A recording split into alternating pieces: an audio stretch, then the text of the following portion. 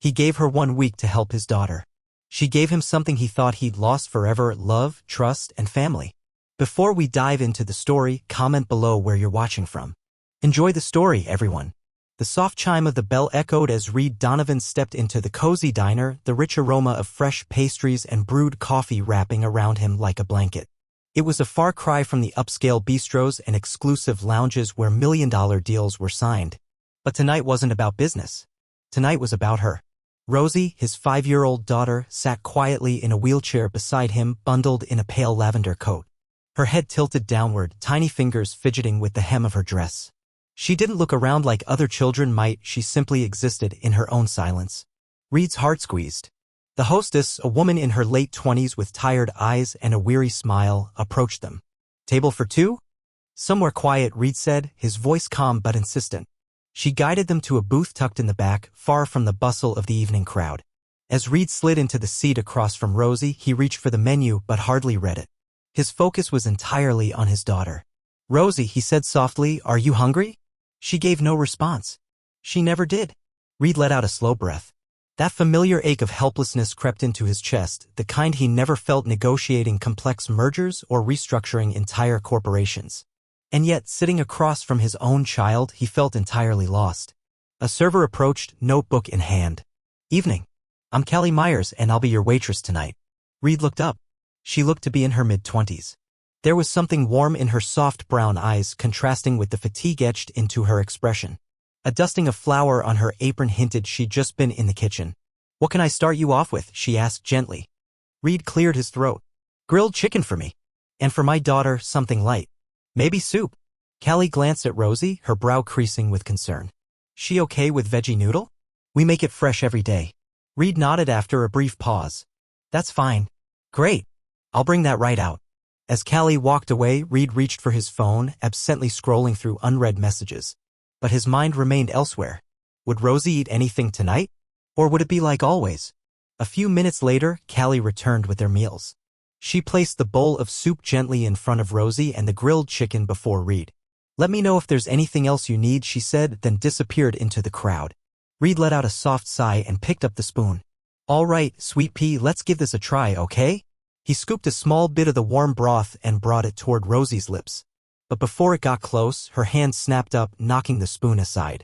Metal clinked on porcelain, and drops of soup stained the clean tablecloth. A few heads turned. Reid's jaw tightened, not from anger, but frustration at his own powerlessness.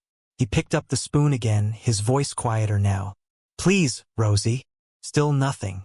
She just sat there, grasping her dress, distant and unreachable. Reid rubbed a hand over his face, struggling to keep calm. He barely noticed when someone knelt beside him. "Mind if I try?" It was Callie. Her tone was gentle but steady. Reid blinked. "What?" She gestured to the spoon. "Can I give it a shot?" Reid hesitated. His usual instinct was to say no. Rosie wasn't a project or a cause. Over the past 2 years, he had hired elite specialists, child therapists, and private caregivers. None had made a difference. But there was something in Callie's gaze, kindness, but also quiet confidence. Without a word, he handed her the spoon. Callie knelt to be level with Rosie. She didn't offer the food right away. Instead, she spoke softly. "Hi, Rosie," she said, like greeting a familiar friend. No response, but she continued, unshaken. "You know," she murmured, dipping the spoon into the broth, "my grandma always said soup was like a warm hug from the inside." She gave a small smile. "Would you like to try a tiny hug?" Reid watched, stunned. No one had ever spoken to Rosie like that, not as a patient, but as a little girl. For a moment, nothing happened. Then Rosie's fingers twitched. Reid felt his breath catch.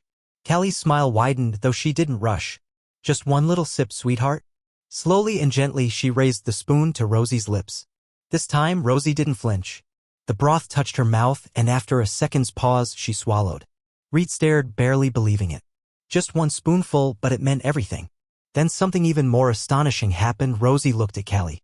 Not through her, not past her, but directly at her. And then she smiled. Reid felt the world shift under him. That smile hadn't graced Rosie's face since her mother passed away. His voice came out rough. "How did you do that?" Callie looked up at him, eyes warm and unreadable. I just talked to her, she said simply, like it was nothing at all. Reid didn't know what to say. He sat there, stunned, staring at the woman who had done in seconds what no professional ever could. For the first time in a long while, something stirred in his chest, hope. That night, Reid couldn't sleep. Long after Rosie had been tucked in and he'd retreated to his study, the memory of Callie kneeling beside his daughter wouldn't let him go. The way she spoke to Rosie, the way Rosie responded, and that smile, it played over and over in his mind. He sat behind his sleek desk, untouched whiskey in hand, city lights of Charlotte, North Carolina, glowing beyond the windows. He had spent a fortune on experts, hired renowned therapists, but none had reached Rosie like Callie Myers, a waitress from a local spot called Heartbreak Diner. Reid reached for his phone and, after a moment's hesitation, called his assistant. I need you to find out everything you can about a woman named Callie Myers. The following evening, Reid returned to Heartbreak Diner. The rush had calmed and soft indie music played beneath the hum of conversation. He spotted Callie near the back, wiping down a booth, her sleeves rolled to her elbows and a faint smear of batter across her cheek. She moved with quiet purpose, the kind that comes from long hours and routine. Reid walked directly toward her. She looked up, clearly surprised. Mr. Donovan? Callie, he said, his tone unreadable. We need to talk. She glanced around. I'm in the middle of my shift. It won't take long. Callie sighed and gestured for him to follow her to the back near the service station, away from curious eyes. You were amazing with Rosie last night, Reid began. Callie blinked, caught off guard.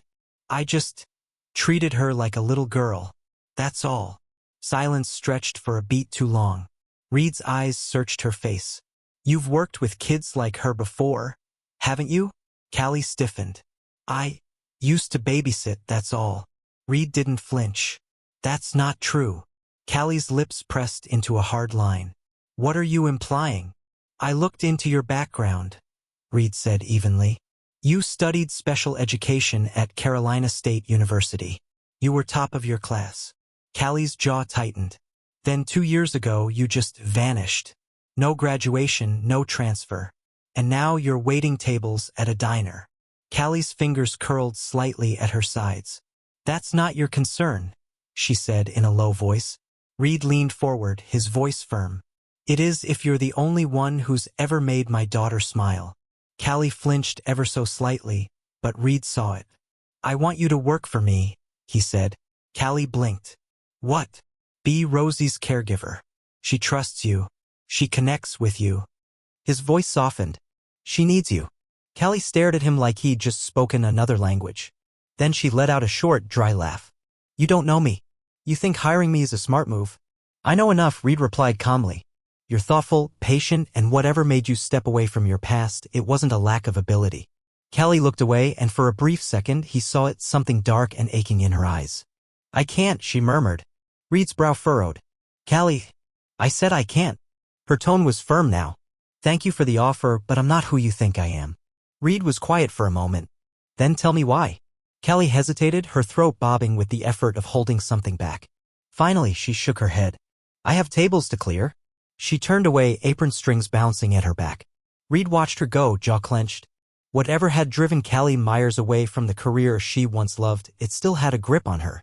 And Reid Donovan had never been a man who let questions go unanswered. After their conversation, Reid couldn't stop thinking about the crack in Callie's voice, the way she had flinched when he mentioned her past. She wasn't just some kind-hearted server with a talent for kids, she was hiding. And Reid intended to find out why. With his resources, it didn't take long. His assistant sent over a full report the next morning. Callie Myers had been a rising star at Carolina State University, specializing in special education and pediatric therapy. Professors had described her as passionate, gifted, even exceptional. Then, 2 years ago, she disappeared from the program. No degree. No formal withdrawal. Reid frowned as he scanned the file. Why would someone with such potential just vanish? And then, buried in an old community news archive, he found it, a short obituary. A bright-eyed boy, maybe 10. Jacob Myers, age 10. Reid's stomach dropped. The obituary offered little detail, just that Jacob had passed away suddenly. But it was enough. Callie hadn't just studied special education. She had lived it. She had cared for someone deeply and lost him. That evening, Reid returned to Heartbreak Diner again. He didn't sit or order anything. He stood by the entrance and waited. Callie eventually noticed him inside, brushing a loose strand of hair behind her ear. "You again. We need to talk," Reid said, his tone leaving no room for argument. Callie crossed her arms. "I thought we already did. Not about this." His expression was gentle but resolute. He motioned toward the door. "Let's take a walk." Her shoulders stiffened, but after a pause, she untied her apron and followed him outside. The evening air in downtown Charlotte was crisp, the street quiet save for the occasional rumble of traffic. Reid turned to her. "I know about Jacob." Callie froze. Her breath caught in her throat, and for a moment she looked like she might crumble. Reid's chest tightened, but he didn't stop. "I know he was your brother. I know he had cerebral palsy. And I know he—" "Don't," Callie whispered, voice barely audible. Reid's jaw clenched. "Why didn't you say anything?" Callie let out a bitter laugh, dry and hollow. "Because it's not your business." Reid stepped closer. "You walked away from something you were born to do. And I just want to understand why." Her eyes flashed. "So you can fix me? Offer me the job again like it's some kind of redemption arc?" "I need to know," Reid said, voice lower now, "because you're the only one Rosie has ever connected with. And if you're going to walk away from her, I deserve to know why." Callie wrapped her arms around herself like a shield. "Jacob was everything to me," she began, her voice flat. "Our parents were barely around. It was always just me and him. I spent years learning how to care for him. I made him a promise that I'd always look after him, help him get better. But I couldn't." Her voice cracked. Reid stood still, silent. "One night, he got a fever. Nothing serious at first. But it got worse. And by the time we reached the hospital," her voice faltered. "It was too late." Callie swiped angrily at her eyes. "I was studying to help kids like him. I was supposed to know what to do. But I didn't. I failed him." She looked up at Reid, pain written deep into every line of her face. "And I won't fail again." Reid felt his heart hammer in his chest. This was the reason she had said no. Not because she didn't care. Because she cared too much.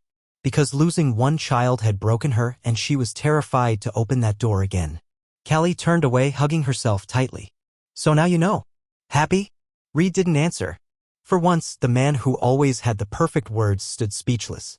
Callie didn't plan on saying yes when Reid made the offer again. "1 week," he said softly. "Just try it for 1 week." And though she meant to say no, something in his eyes, raw, quiet, pleading, made her hesitate. And then there was Rosie. Callie couldn't forget the way the little girl's eyes had focused on her. The way she had smiled, however faintly. It had been years since Callie had felt useful, since she'd felt needed. So, against every instinct screaming for her to protect herself, she whispered, 1 week, that's all. The Donovan residence wasn't just a home. It was an architectural marvel tucked behind steel gates and a private drive in South Park, one of Charlotte's wealthiest neighborhoods. Callie followed Reid through the towering foyer, her grip tightening around the strap of her bag as her eyes swept over the glass staircase. Marble tiles and cold, polished luxury. "This way," Reid said, leading her down a quieter hallway. They stopped in front of a slightly open door, Rosie's room. Callie stepped inside, and her breath caught. The room was serene and soft. Pale greens and dusty pinks, shelves lined with plush animals, a teepee reading nook near the window. In the middle sat Rosie, nestled in her chair, still and small. She didn't look up. Reid rubbed the back of his neck. "She's been more withdrawn lately, since Becca, her mom, passed." Callie gave a small nod. His voice had dipped slightly, and though his face remained unreadable, the tension in his jaw told her more than words. He blamed himself. She turned back to Rosie, her own chest tightening with an old, familiar ache. The first 2 days were hard. Rosie acknowledged her, but flinched at touch, turned away when Callie gently spoke. And Callie, in the stillness of night, whispered to herself, "What if I can't do this? What if I fail her like I failed Jacob?" But on the 3rd day, something shifted.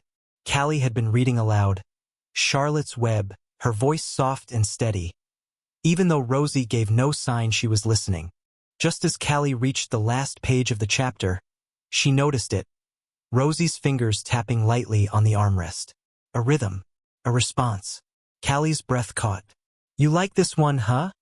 she asked quietly.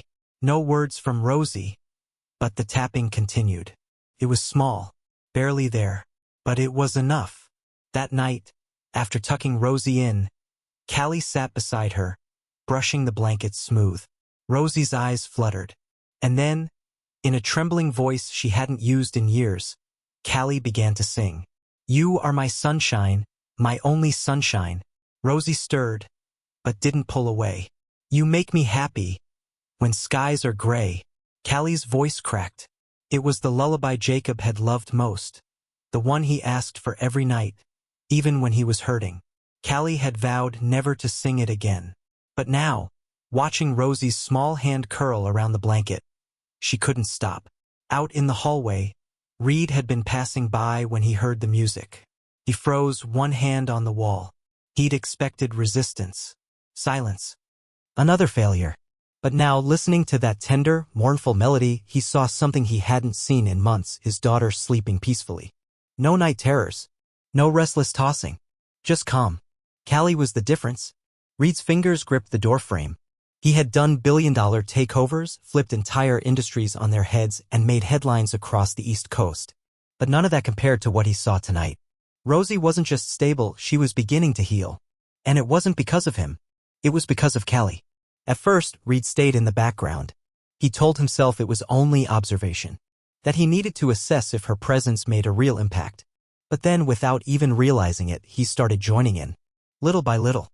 One day, he helped stack colorful blocks with Rosie. Another day, he held her hand through stretching exercises. And slowly, he became part of the healing too. It started small, Reid sitting beside Rosie as Callie read to her, then helping with simple sensory tasks. One afternoon, while guiding Rosie through a stretching routine, Callie glanced up and found Reid watching. Not just observing, but fully present. "You don't have to stay, you know," she said gently. Reid didn't take his eyes off Rosie, who was clutching his fingers as she worked through a wobbling balance. "I do." Callie frowned slightly. "Why?" Reid's gaze remained on his daughter. "Because I should have been here a long time ago." Something shifted in Callie's chest. She had assumed he was like so many others, distant, detached, delegating parenting like a business task. But this man, this was a father learning how to be there. The more time Reid spent with them, the more Callie saw him change. He laughed more. Not the polite, public chuckle she'd heard before, but a real, unguarded laugh. He learned how to soothe Rosie when she grew overwhelmed. He stopped checking emails during playtime. He became present. And Callie began to believe in herself again. She had spent 2 years telling herself she wasn't good enough, that she'd only ruin things if she tried. But with Rosie, it wasn't just work, it was connection. It felt like breathing again. For the first time since Jacob, she let herself hope that maybe, just maybe, she wasn't broken beyond repair. One evening, after Rosie had drifted to sleep, Callie and Reid sat outside on the back patio. The sun melted behind the treetops, bathing everything in gold. Callie cradled a mug of tea between her palms, the warmth grounding her. "She's come so far," Reid said, his voice quieter than usual. Callie smiled faintly. "Because of you." He shook his head. "No. Because of you." Callie looked down. "She's doing the work. I'm just helping her see what she can already do." Reid turned to her. His voice dropped, earnest and searching. "You help people believe they're capable of more than they think." Callie blinked, caught off guard. "What are you saying?" "I used to think that," she said quietly, almost to herself. Reid studied her. Then, barely above a whisper, he replied, "You still do." Callie's heart thudded against her ribs. For the first time, she didn't see Reid Donovan, the billionaire, the public figure. She saw Reid, the man who stayed up nights worrying about his daughter, who learned how to braid her hair even though his fingers fumbled, who now looked at her like she was something precious. And that terrified her. The silence stretched between them, thick, electric. Then Reid reached for her hand. She didn't pull away. His fingers brushed hers, tentative. "Callie," he murmured. She looked up and he kissed her. It wasn't rushed or forceful. It was soft, tentative, like a question he didn't want to ask out loud. For one breathless moment, Callie let herself feel it, the warmth of his lips, the strength of his touch, the way her heart thudded beneath her skin. And then reality crashed back in. She pulled away abruptly, breath shaky. Reid's eyes searched hers. "Callie." "I can't," she whispered, standing quickly. He reached for her, but she stepped back. I'm sorry. This was a mistake." His face darkened slightly. "A mistake." Callie's voice cracked. "I can't do this, Reid." He rose to his feet. "Why not?" Because I can't lose someone else I care about, she said, barely holding it together. Reid's expression softened. Callie. But she was already moving, retreating inside. He stood there on the patio, the night wrapping around him like silence he couldn't break.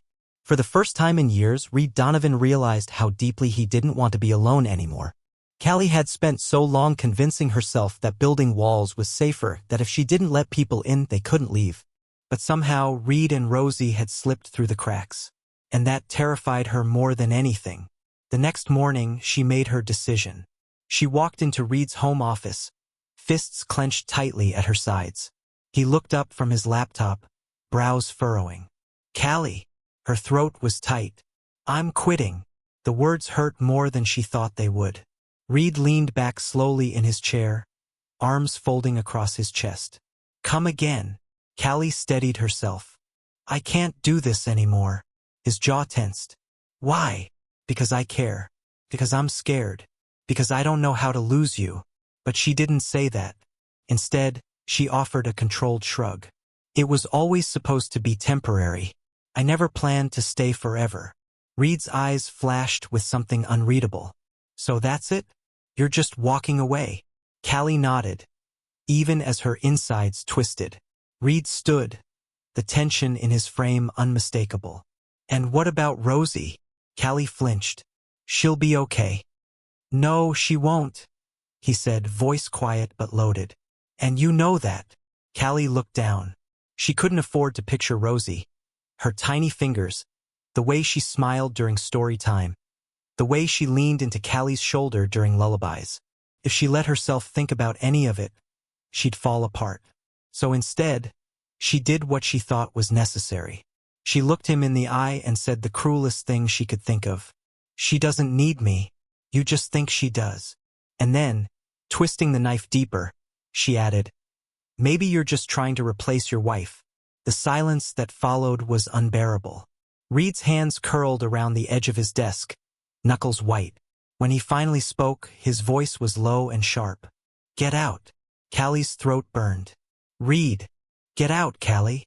She turned and walked out, each step heavier than the last. 3 days later, Rosie stopped eating. She wouldn't touch her food, wouldn't play, wouldn't smile. Reid tried. God, he tried. He read her bedtime books, he played her favorite songs, repeated every game Callie had introduced. But it wasn't enough. Rosie didn't reach for him the way she reached for Callie. She didn't laugh. She didn't sleep. She just faded. Reid hated it. He hated that no matter how hard he tried, it wasn't enough. He hated that Callie had walked away like they didn't matter. But most of all, he hated how much he missed her. Reid Donovan had always been a man of logic, strategy, control. But now logic couldn't fix the ache left behind. And the worst part? He wasn't the only one suffering. Rosie was slipping away. At first, it was subtle. She'd ignore her favorite books, resist basic routines. Then it grew worse. One night, Reid passed her room and saw her curled up in bed, shoulders shaking in silence. He sat beside her, heart cracking. Rosie. She didn't respond. He gently brushed her hair back. Please, talk to me, sweetheart. Then, barely louder than a breath, she whispered. Where's Callie? Reid closed his eyes. He had spent weeks convincing himself he could hold it all together, that Rosie would adjust, that time would fill the absence Callie left behind. But he had been wrong. Callie wasn't a placeholder. She was family. He gently kissed the top of Rosie's head and whispered, we'll find her. The next evening, Reid walked into Hearthlight Diner again, this time carrying Rosie in his arms. Her small fingers clutched the lapel of his coat, her cheeks pale, her eyes dull. Callie was at the counter, hair in a loose ponytail, pen behind her ear, scribbling on a receipt. When she looked up and saw them, she froze. Callie didn't speak. She stepped out from behind the counter, heart pounding, and dropped to her knees in front of Rosie. The little girl stared at her, uncertain, quiet. Then, slowly, she reached out and touched Callie's cheek. Callie broke. Tears filled her eyes as she pulled Rosie into her arms, holding her like she never wanted to let go again. Hey there, sunshine, she whispered, voice shaking. Reid watched in silence, throat tight. Then, softly, he said the words he should have spoken long ago. I need you, Callie. She looked up at him, her face still wet with tears. Reid stepped closer. Not just because of Rosie, because of me. Callie's breath caught. Reid. I was scared. he admitted. Scared of letting someone in, of getting close again. But I can't. I don't want to do this without you. She didn't know what to say, but she didn't need to, because right then, Rosie lifted a spoon from the table. Her fingers shook as she brought it to her lips. She fed herself. A single bite. A quiet, hesitant motion, but to Reid and Callie, it was everything. Rosie blinked, then looked at Callie, eyes wide. You did it, sweetheart, Callie whispered, voice breaking. Reid smiled, something warm and full blooming inside him. You really did. Then Rosie giggled. A light, clear sound that filled the diner and cracked open something in Reid's heart. That was the moment he knew. This wasn't just about Rosie healing. It was about him. About Callie. He reached into the pocket of his coat and closed his fingers around the small velvet box he'd been carrying for days. Callie turned toward him, wiping her eyes. What a... He didn't say a word. He slowly dropped to one knee. Callie gasped. Reid, her hands flew to her mouth. Marry me, he said softly. Rosie, unaware of the weight of the moment, clapped her hands with joy. Callie stared at Reid, stunned. Then she laughed, watery and full of disbelief. Reid. He took her hand, voice steady. I love you. I don't just want you in Rosie's life. I want you in mine. Always. Her eyes brimmed with tears again, but this time not from fear. From something warmer. Safer. She took a breath and whispered, yes. Reid slipped the ring onto her finger, then stood and pulled her into his arms. Rosie clapped again, the sound echoing like music in the small diner. For the first time in years, they weren't three lost souls trying to survive. They were a family.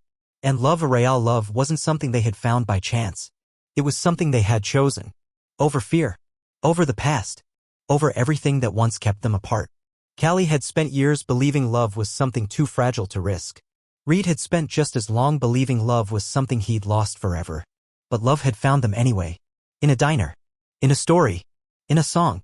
And most of all, in a little girl who finally smiled again. Because love isn't just about sparks. It's about showing up again and again. It's about holding on when it's easier to walk away. It's about finding a home, not in a place, but in a person. And for Reid, Callie, and Rosie, home had finally found them.